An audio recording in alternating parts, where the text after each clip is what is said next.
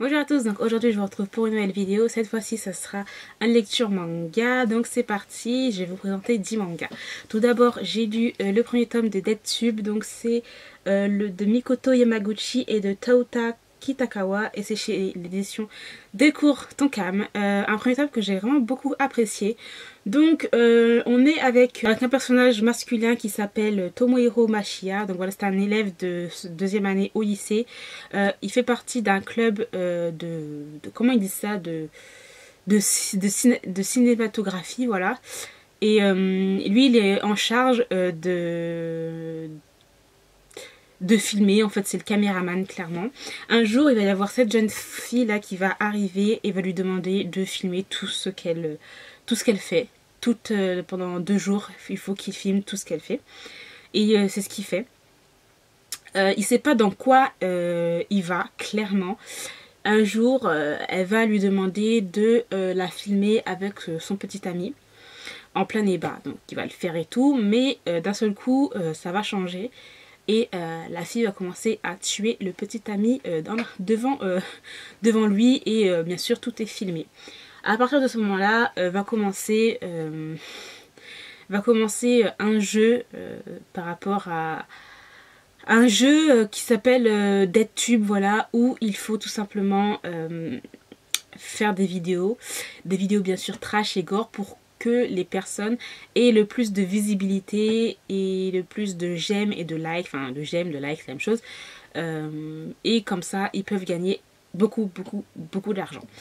Donc voilà, on va suivre ça, et c'est quand même un petit peu, ça reflète un petit peu la société, même si c'est vraiment très grossi, les traits sont très grossis, mais ça reflète quand même la société, hein, quand même, par rapport à ça, par rapport au fait que voilà, il faut toujours montrer ceci, il faut toujours voilà, le fait que les gens qui sont là tout le temps à demander des likes, tout le temps à, voilà, pour vidéo, tout ce qu'on peut faire pour avoir le plus de vues et pour avoir le plus d'argent. Et voilà, donc il y a vraiment des scènes assez sanglantes, c'est assez... Enfin, pour ce premier tome quand même c'est assez sanglant, assez trash. Je pense que pour la suite des événements ça va être encore plus trash. Et le pauvre garçon est dans cette situation et il va commencer à comprendre... qu'il est vraiment dans un jeu où il va pas pouvoir sortir. Enfin, je pense qu'il va devoir s'en sortir en faisant des vidéos un petit peu trash, etc. Donc voilà, je vais vous montrer quelques images. Il y a quand même un petit... Pendant tout la lecture du manga, on a un petit ressenti une ambiance un peu pesante, voilà. Il y a un truc, voilà, par exemple, voilà. Après, la moralité dans dans ce premier tome et dans cette série, je pense pas qu'il y en ait vraiment, parce que là pour tout ce que je vois, enfin il y avait du viol, du meurtre, voilà, clairement, et tout ça c'est tout à fait normal dans ce manga, alors que ça devrait pas être normal, mais voilà, c'est un jeu, et on va voir où ce personnage là va aller, hein, parce que il a été mis dans ce jeu alors qu'il ne connaissait pas tout, en fait il connaissait rien du tout, et il est entraîné là dedans, et j'ai vraiment très hâte de voir comment il va s'en sortir, comment ce personnage là va évoluer, s'il va changer, etc. Donc voilà. Ensuite j'ai lu le 12e tome de Powder Heart de Jun Mochizuki, donc une série que j'aime énormément, franchement c'est une série que je vous conseille vraiment. Elle est hyper complexe, c'est pas léger, il y a vraiment beaucoup de choses, il y a beaucoup de choses aussi où il faut un peu réfléchir, il y a beaucoup de choses mystérieuses, des choses cachées et tout. Enfin, j'adore le passé, le présent qui s'entremêlent, etc. avec de la magie. Enfin, j'aime trop cette série. Et dans ce 12e tome là, ça n'a pas... Voilà, c'est vraiment aussi bon et tout. Et là en fait, pour pas spoiler, parce que en fait cette série, il faut la suivre, il faut vraiment être... comment vous dire ça, faut vraiment suivre cette série, faut pas rater quelques trucs, ou faut pas dévoiler certaines choses, parce que bah, ça va spoiler tout le truc et tout. On va dire que là les personnages vont dans une ville pour rencontrer quelqu'un, voilà. Et ce quelqu'un est assassiné. Voilà, on va dire ça comme ça. Je vous montre quelques images, voilà. J'aime tellement ce manga, il y a tellement de choses à exploiter. Enfin, le mangaka lui-même exploite beaucoup de choses. C'est juste génial. Il y a beaucoup de choses intrigantes et tout. Enfin, j'adore. C'est vraiment juste super. Ensuite, j'ai lu le tome 5 de Tel que tu es de Kaname Hirama. Donc, chez l'édition Kana, j'ai été énormément déçue pour ce 5e tome là, tout simplement parce que l'évolution des personnages, ça stagne. Je sais pas, l'auteur se focalise sur d'autres choses qui sont pas intéressantes, qui sont pas importantes. Je sais pas, au bout d'un moment il faudrait que voilà qu'il y ait un développement des personnages, etc. Et là il n'y en a pas, et j'ai trouvé ça vraiment très très décevant pour ce 5e tome là. C'est un 5e tome, faut pas oublier.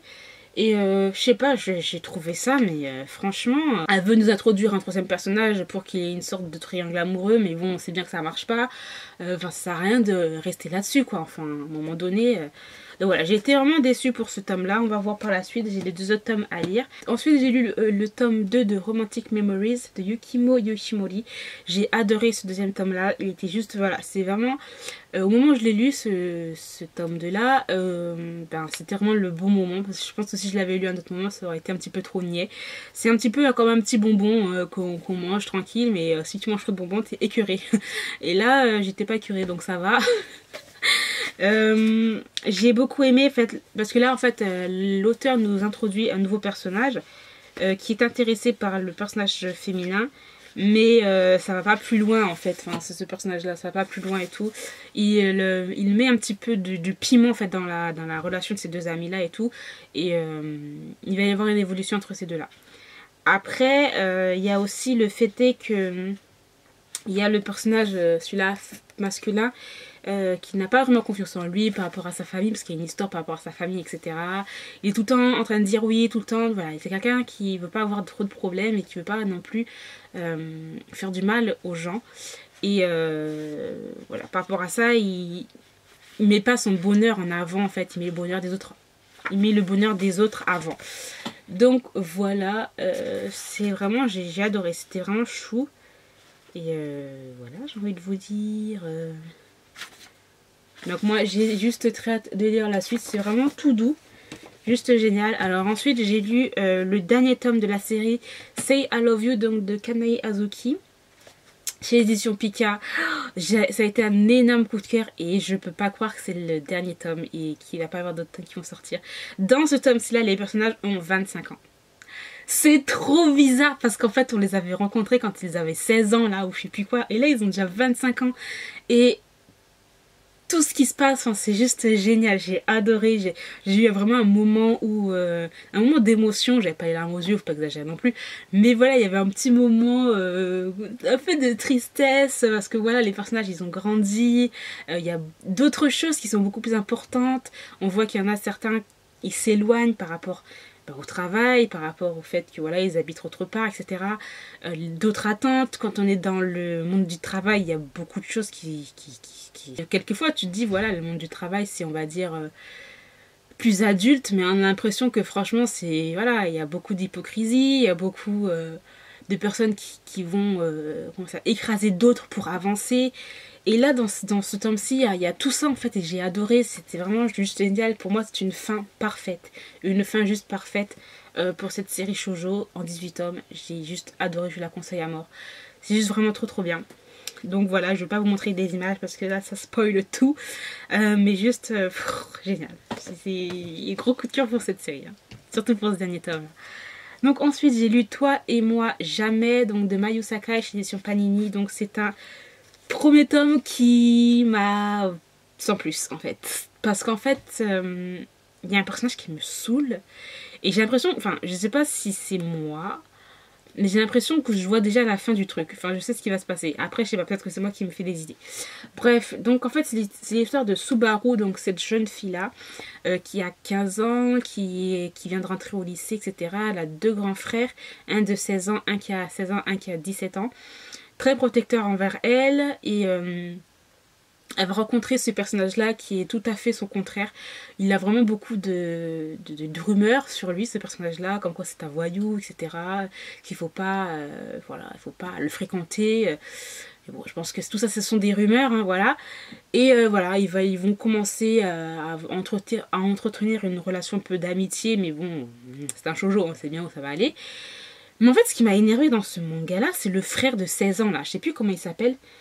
Mais il m'a l'air un peu trop protecteur. Alors je me demande si c'est vraiment son frère de sang ou pas. Parce que le gars, il est lourd, mais de chez lourd. Et m'a vraiment gavé dans ce tome-ci. Donc vraiment à voir. Vraiment à voir par la suite parce que...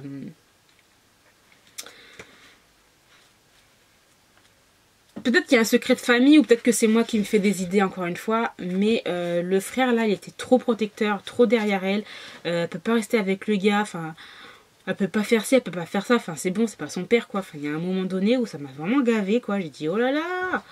Bref, donc j'ai hâte de voir l'évolution qu'il va y avoir entre ces deux personnages-là. Et si je me trompe ou pas, pour savoir s'ils ont vraiment un lien de sang, les frères, là, et tout. Bref. Donc voilà, ensuite j'ai lu le dernier tome de la série Dear Brother de Maki Joji que j'ai adoré. Encore un 5e tome, juste génial. Un très très bon josei, ce n'est pas un shoujo. Voilà, j'ai adoré cette fin. Clairement, pour moi, c'est une fin parfaite. Je vous en dirai pas plus, mais en gros, en fait, c'est l'histoire de ces 4 personnages-là qui sont frères et sœurs. Mais il va y avoir un petit retournement de situation. Certains liens ne sont pas vraiment des liens de sang. Et voilà, ça tourne autour de ça. Mais vraiment génial. Après, on a une petite histoire aussi. Voilà, donc c'est Sans toi, je ne pourrais pas aimer. Une histoire tout à fait quelconque que on nous a rajouté ici. Voilà.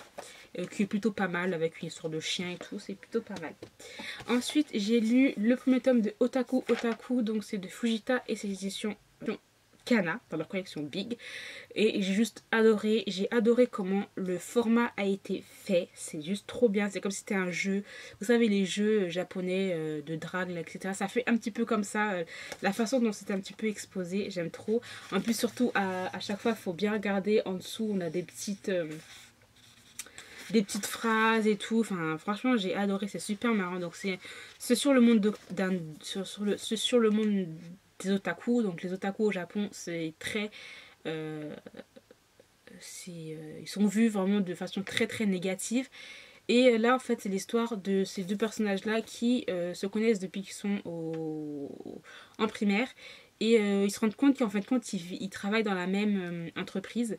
Et puis, ils ont décidé un jour de sortir et boire un verre, etc.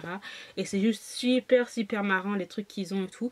Parce qu'en fait, ces deux otaku cachés, enfin, lui, il s'en fout un petit peu, en fait. Mais elle, en fait, elle veut le cacher. Elle aime les mangas, elle aime le boys love, elle aime le cosplay, elle écrit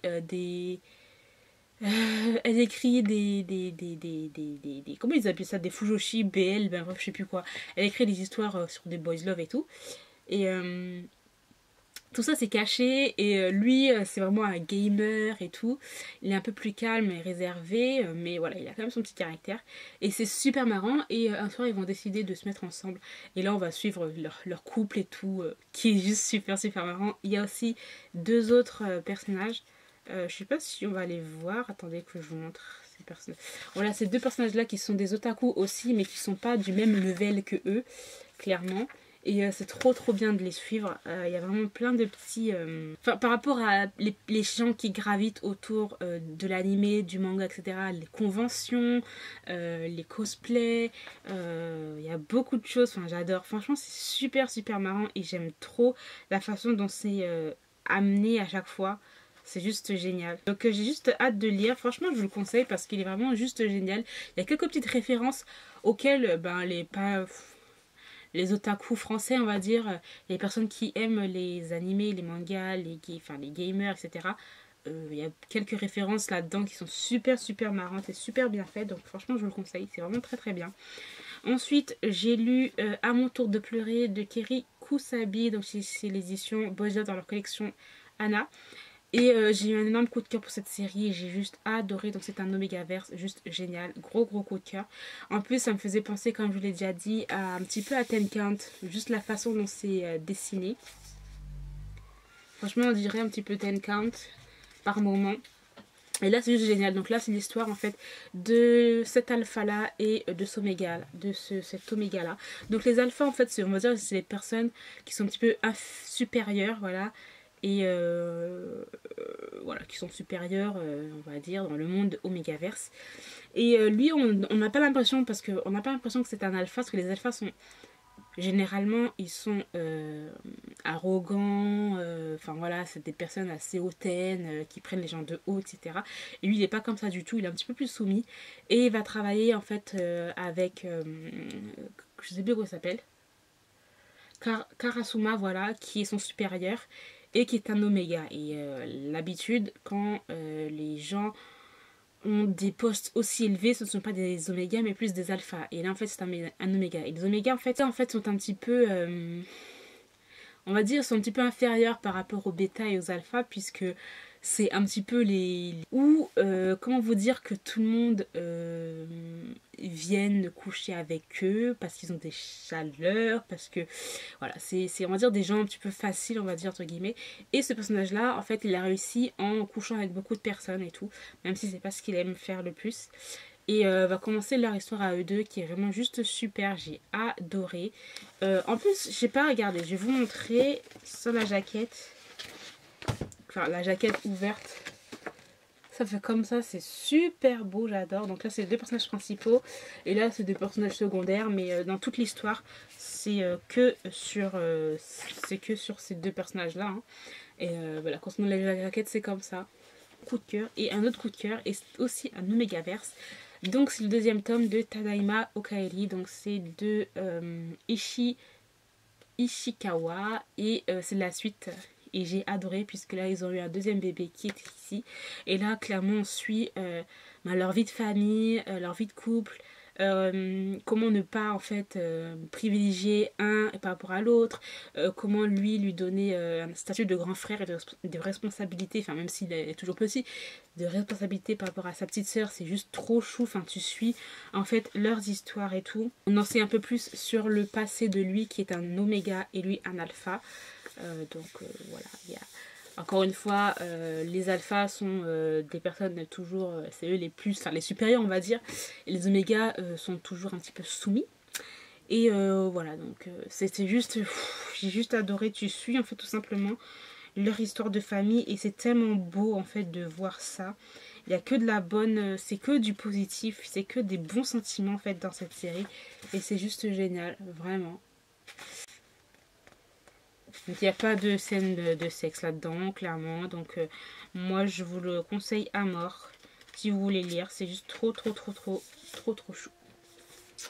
Donc voilà, j'ai terminé pour ce lecture manga. J'espère qu'il vous aura plu. Je vous remercie d'avoir regardé cette vidéo jusqu'au bout. Et moi je vous retrouve très bientôt. Bye!